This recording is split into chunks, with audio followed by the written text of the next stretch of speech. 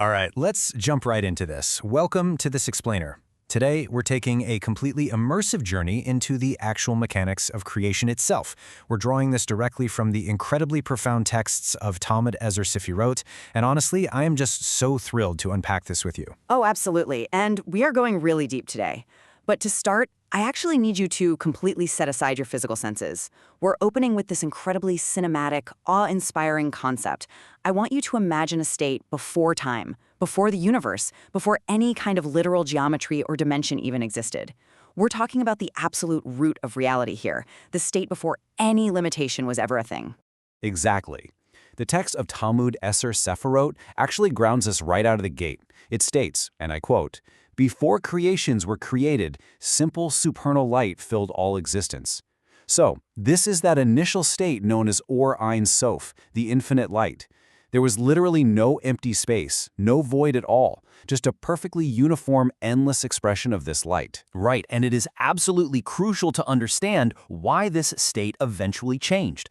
The source tells us the entire purpose of creation was to reveal the divine names, actions, and attributes, right? But to have an independent receiver who could actually experience this immense delight, well, there had to be a space made for them. I mean, you can't pour coffee into a cup that is already infinitely full.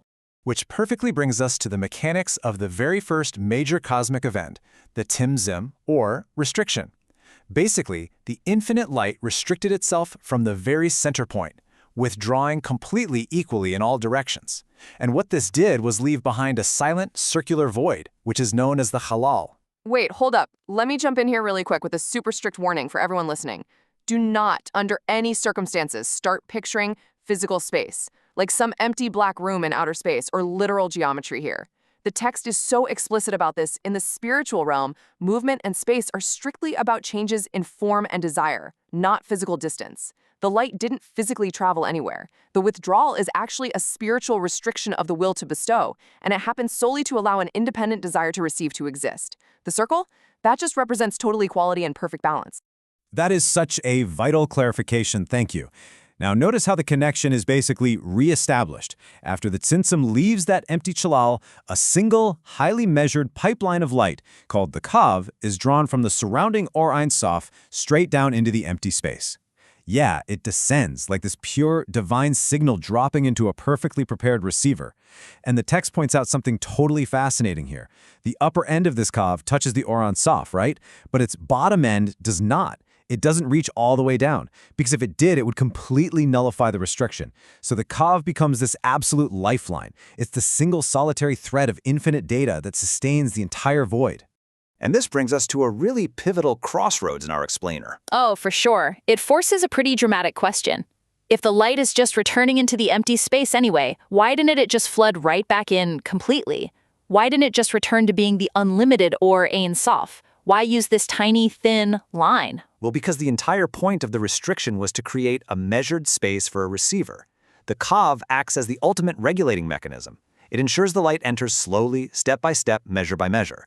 This is what allows distinct worlds and actual creations to exist without just being totally overwhelmed and losing their independent identity. Let's break this down into two levels of understanding so it really clicks. On the pshat, or the literal level, the text just describes the Kav as a regulated measure of light slowly entering the worlds that are developing inside the void. But let's look at the sod, right? The deeper secret. And we can use a modern tech analogy to really nail this down. Think of the Ohr Ein Sof as an infinite cosmic server. The Kav, that is a strictly regulated data pipeline. It connects that infinite cloud to a developing operating system down in the void. It's basically a bandwidth throttle, because if you send infinite data to a brand new tiny receiver, the whole system just crashes. The Kav limits the bandwidth so the receiver can slowly, safely build up its capacity. Exactly. And that developing receiver is what we call the kli, or the vessel. The fundamental, foundational material of this kli is the desire to receive, the ratzon lakabel. And the source text is absolutely uncompromising on this. Without this specific desire to receive, there is no distinct creation. Period. The creator's nature is pure desire to bestow. So to make something that is definitively not the creator, there has to be an opposite nature, the desire to receive. This desire is the literal substance, the spiritual raw material of every single created being. Okay, so how does this vessel actually get built? Because it doesn't just pop into existence fully formed, right? The text meticulously outlines this very gradual development of the desire to receive through a few foundational stages. It moves from the root to stage 1, stage 2, stage 3, and eventually a fourth stage. And let's be explicitly clear here, based purely on the source. These first few early stages, they are not the true vessel yet. They are way more like the outer walls, or just the scaffolding. The desire is just too nascent, too undeveloped at this point. A complete vessel absolutely must pass through all of these stages sequentially to build the proper spiritual density, or what's called aviyut. Let's actually examine that first step, Bechina Aleph. This is the initial expansion of light, known as Hitpashdut Aleph. It contains the raw, very nascent desire to receive, and we associate this stage with the Sefirot of Chochmah. Right, and here's what's happening under the hood. The root, which is Keter, the pure, unfiltered desire to bestow, literally forces this first actual stage of reception into existence. But here is the paradox, and it's a big one. Because the vessel is completely stuffed full of the light of Chochmah, it doesn't actually crave it. Think about it. You can't desperately desire a massive meal when you're already completely full. The desire is basically asleep, just totally overwhelmed by the light. And that naturally forces a huge shift, which leads us to Bechina Aleph, the second stage, associated with Binah. Because the light inside Bechina Aleph came directly from the root, which is pure bestowal, the vessel starts to take on the exact nature of what's inside it. It literally wakes up and says, wait, I don't just want to receive. I want to be like the Creator. This new desire to bestow is called hashpa'ah, and by changing its desire, it literally changes the frequency of the light it pulls in. The light of wisdom departs, and instead it pulls in the light of mercy, or Ohr Hasadim. The vessel is now actively choosing its own form. But here's the catch. Pure bestowal isn't the purpose of creation either. So the process has to move forward to Bechina Gimel, the third stage, which is associated with Zeir Anpin. This acts as a secondary expansion of light. Yeah, the vessel has this profound realization. It thinks, hold on, the Creator's entire original thought was to delight creations. If I only bestow, I am literally rejecting his gift. So Bechina Gimel does something clever. It combines its light of mercy with a small illumination of that original wisdom. It wants to bestow, sure, but it agrees to receive just a little bit to fulfill the Creator's thought. It's very much a hybrid stage. Which leads us right to the ultimate culmination, Bechina Dalet, the fourth stage. This is the final, completely overwhelming desire to receive the entirety of the original light, and this is associated with Malchut. So the absolutely crucial point here is this. Emphatically, only Bechina Dalet is the true, finalized Kli. It is only here that the vessel finally has an independent, massive craving for the light, fully unprompted by the root. It establishes the absolute boundary, the gvul, and the exact measure, the midah, for the light.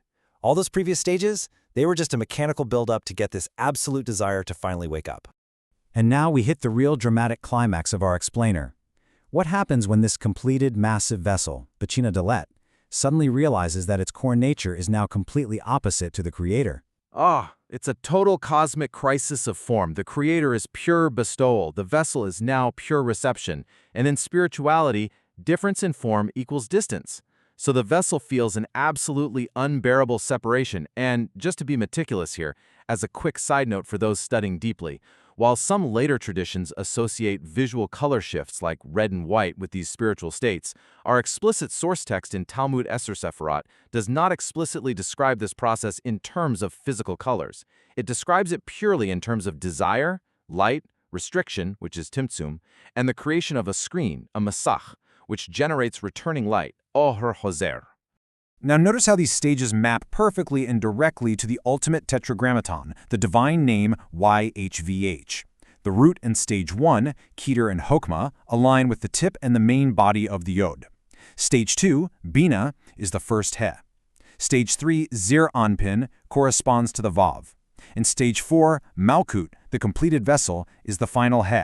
It is so meticulously laid out. The text states incredibly clearly, it is literally impossible for the desire to receive to be revealed in any reality except through these 4 exact stages, matching these 4 letters. And this reveals a mandatory blueprint for existence. No light can exist in any world, upper or lower, without being ordered by this specific 4-letter framework. I mean, just marvel at the architectural perfection of this blueprint for a second. It is the unbreakable source code of reality. Every single atom, every thought, every spiritual world is built on this exact 4-layered architecture of desire and reception. It's completely inescapable. So how does this fully built vessel actually interact with the Kav, that initial line of light? Well, the text details some exhaustive micromechanics. First, you have Tzimtzum, the restriction to not receive for oneself. Then the Masach, which is a spiritual screen placed right over the desire. Think of the Masach kind of like a firewall. When the direct light, the Ohr Yashar, hits that Masach, a zivug, or a spiritual coupling, occurs. The vessel calculates exactly how much light it can receive purely for the sake of bestowing contentment to the Creator. The light it rejects bounces back as returning light, or Ohr Hozer. And here's the wild part. This returning light actually becomes the new vessel that safely clothes the direct light. It is just a breathtaking system of cosmic data transfer. To help synthesize all of this incredible complexity, let's break this down into two very accessible analogies. This makes the profound mechanics clear no matter what generation you're from. Right. So for the kids or, the gamers out there, think of the Kav as the main energy beam coming down from the sky. The 4 stages, those Bechinot, are 4 upgrade levels you just have to grind through to build your player's receiver. You literally can't catch the boss level energy beam until you've unlocked level 4, Malchut. Now, the cosmic engineering version for the adults, the Kav is a perfectly regulated data pipeline originating from the infinite cloud. The 4 stages are the mandatory receiver architecture layers you have to code so you can handle full bandwidth capacity without completely crashing your local server. And honestly, why go through all this incredibly complex cosmic architecture in the first place? The source text leaves us with this beautifully simple, unifying anchor. The entire purpose of creation is united in one single thought: to delight his creations. Every single restriction, every stage, every pipeline, it was all built for that one single goal. Thank you for joining us for this complete journey through the Pardes. We hope these ancient truths help you and your family improve your own dimensions this week.